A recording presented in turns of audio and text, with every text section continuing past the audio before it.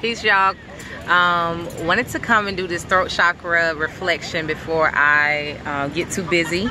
I'm out, as you see. I'm hanging out on the beach for the full moon, and I will be doing my online full moon meditation very soon, but wanted to sneak this in. So been working with the throat chakra, color blue.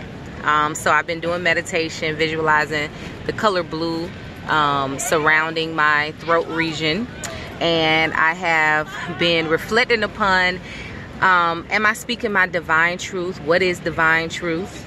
Are there any areas in life that I feel uncomfortable speaking my truth, and why? You know, I also have been reflecting upon, am I able to listen? Am I able to allow other people to speak their divine truth?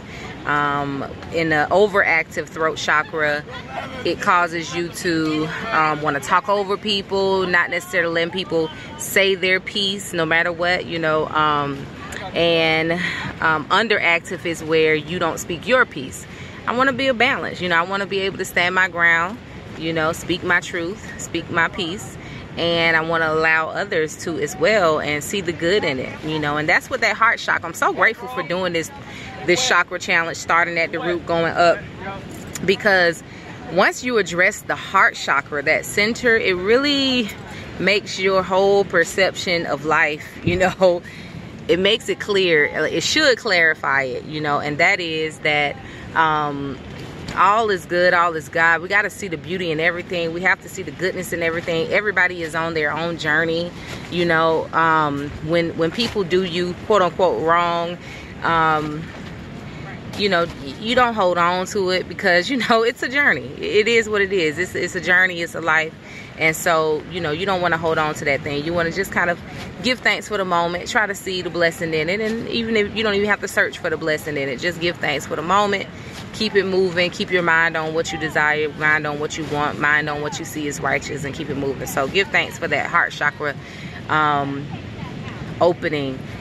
So now as we get to divine speech, it makes it, you know, where if I'm thinking about what divine speech is, I'm thinking in that sense, you know, divine speech has to match up in that goodness. Also, I did delve into what is the metaphysical meaning of throat. First I looked up throat, and then voice came up. And what it was saying about the voice is that catalyst in the unformed world to the formed, you know. So it's that plug.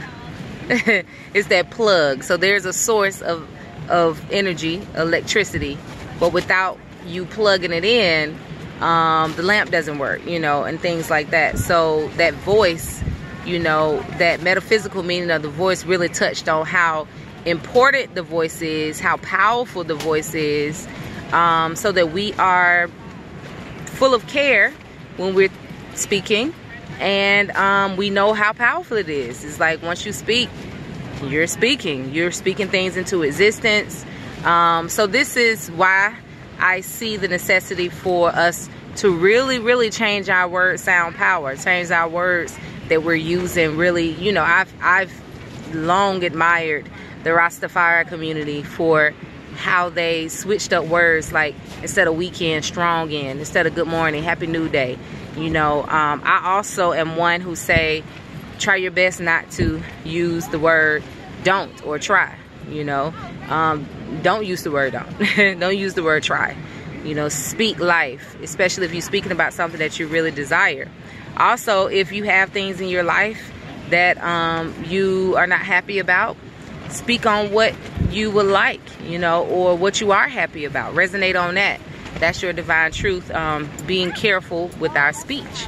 That came up in this throat chakra work, that on how really that's a big necessity. So it made me think about my affirmations, and when I'm developing them, and when I'm speaking in my meditations and things like that, and being a little bit more I guess, strategic with it, you know, utilizing it to my advantage even more. I already do that, you know. I make affirmations quite specific to not only what I'm dealing with, but, you know, my vibrations at that moment and all those different type of things.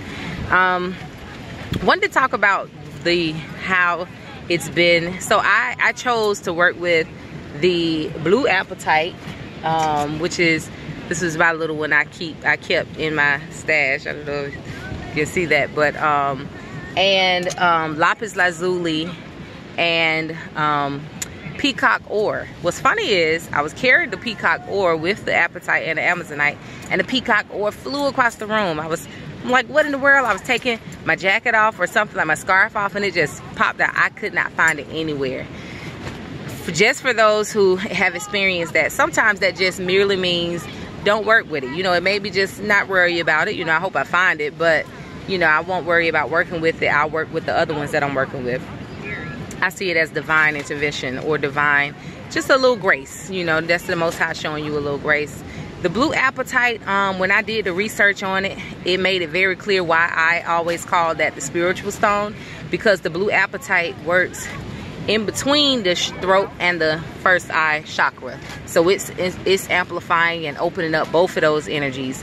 And so I thought that's so beautiful that you got that one stone that, in order to assist you with divine speech, it works with that first eye chakra and that throat chakra. I thought that was beautiful. I gave thanks for that. Also, the lapis is the same type of vibration, so I thought that was real beautiful. And I'm looking forward to the first eye chakra balancing, because I feel like my practice, you know, the things, my coaching that I do, and my energy clearing and counseling and things like that, I feel like it's going to be even more powerful, because my throat chakra is good and balanced and open, as well as all the rest of my chakras, but also aligned with my my first eye. So I guess all in all, for the throat chakra right now, working on the throat chakra for right now is just really showing me how beautiful doing this is, you know, how powerful it is, how this is something we should all do. It should be a lifestyle of us perpetually balancing our chakras and utilizing them. I haven't just been balancing, I've been, like, you know, exercising that energy, and I've been seeing some beautiful things. I had a great conversation with my son just recently while working on these chakras. There's been some beautiful manifestations that has come about that I've been working on. My intuition is very, very, very amplified right now, and so I've just been seeing some beautiful things. So thank you for tuning in. I'll do my last throat chakra reflection on the next video, where I will go into a little bit more. I'll be in front of my computer. Because what I decided to do is write down my reflections or record them as they are coming to me as I'm working on my chakras, so that I can share them. And I did write some down specifically for throat chakra that I can share with you. I look forward to sharing with you on the next video. So stay tuned and give thanks for tuning in this go round. Enjoy the rest of your strong in. Peace.